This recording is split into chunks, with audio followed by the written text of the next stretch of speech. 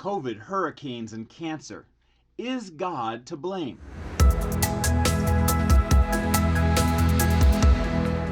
Philosophers oftentimes divide evil into two distinct categories. Category number one is moral evil. Now, moral evil always has an agent that's behind it.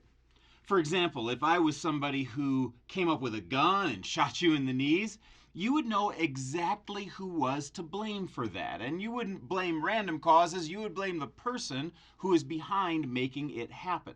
And all kinds of things like theft and lying and so forth, those are moral evils that have an agent that are behind them. The second kind of evil is natural evil.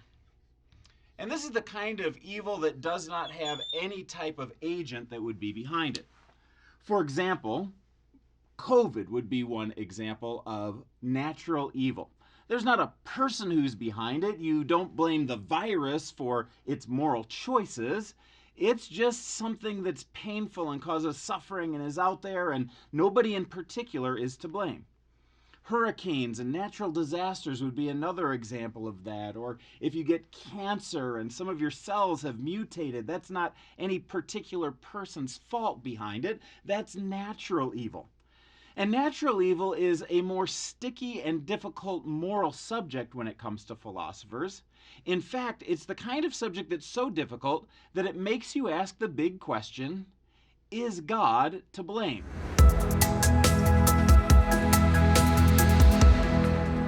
And I think the answer to that question has to be both yes and no, all at the same time.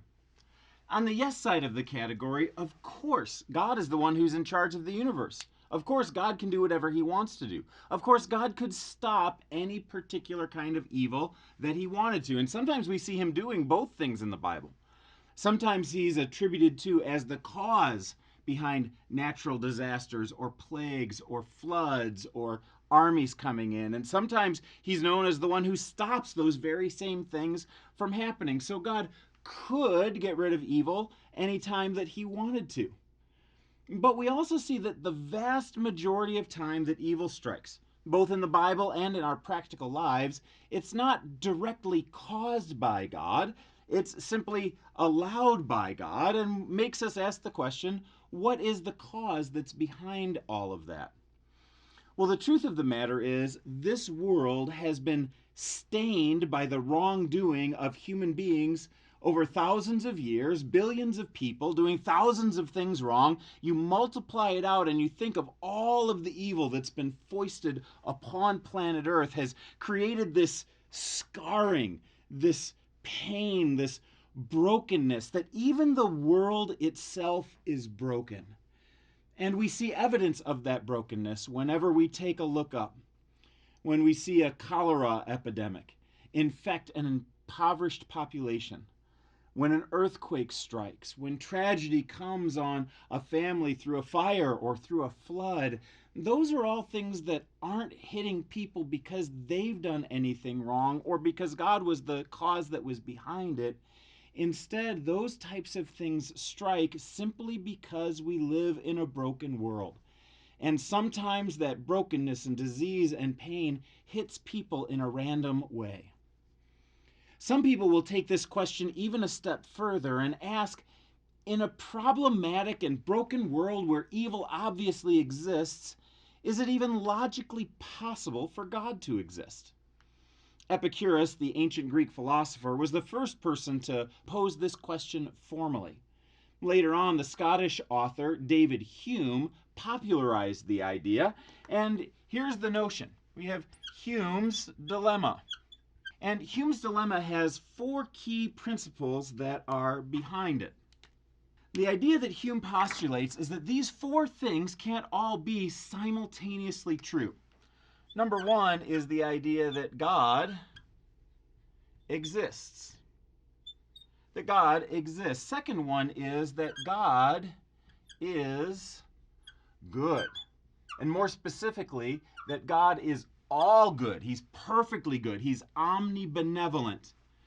The third one is that God is powerful. And again, more specifically, that God is all powerful, that he's omnipotent. He can do anything that he wants to. And then finally, it is that evil exists.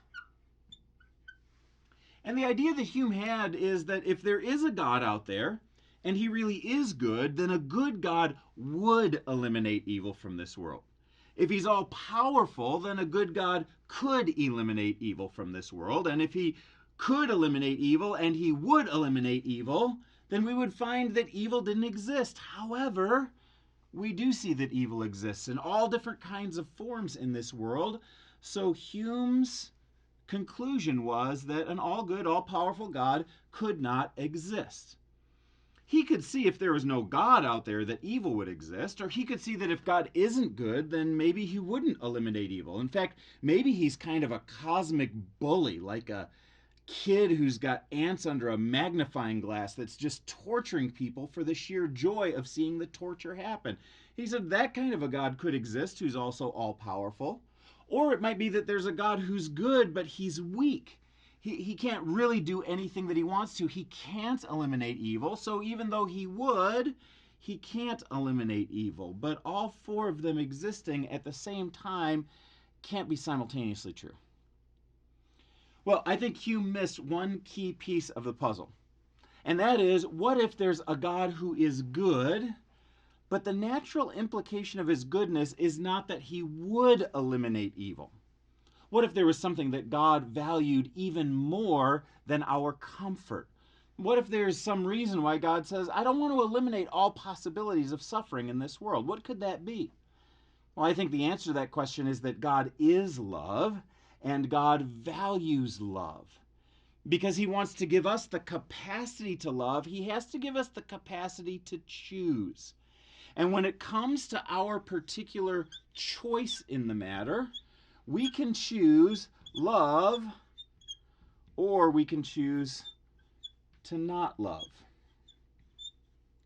If we choose to love, there's all kinds of good things that come from it. Joy, good feelings, loyalty, organization, culture, power, family. All those things come from that choice and the loving of God himself. But if we choose not love, that's where the evil equation enters into the world in both the moral and the natural. And so we live with the consequences of the evil that is there. And perhaps God says, I value love so much that I'm willing to tolerate evil in order to have my people experience love. Love of one another and love of me. Because love just isn't genuine without the choice to love. That's just being a robot, being what you're programmed to do. But instead, God says, I'm going to give you the choice so that you can choose to love.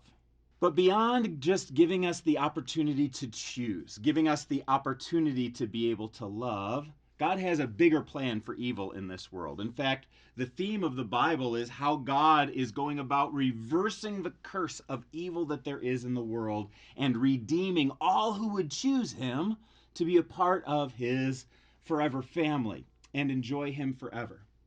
The story goes through Jesus, who gave his very life to be able to redeem a brand new people for himself and create this new people of love and peace and joy. And the direction that it's headed is that one day God will trample evil. Evil will have its end. God will win in the end, and you and I have the opportunity. The only question is, are we going to use our choice to love God, to love people, and to follow God's ways? Or are we just going to coast along in a world that's marked by evil? The choice is up to you. Well, thanks for watching. If you liked this video and you'd love to see more like it, perhaps you'd like to start with this video right here. And if you love these videos, it would be fantastic if you would like, subscribe, or ring the bell for notifications.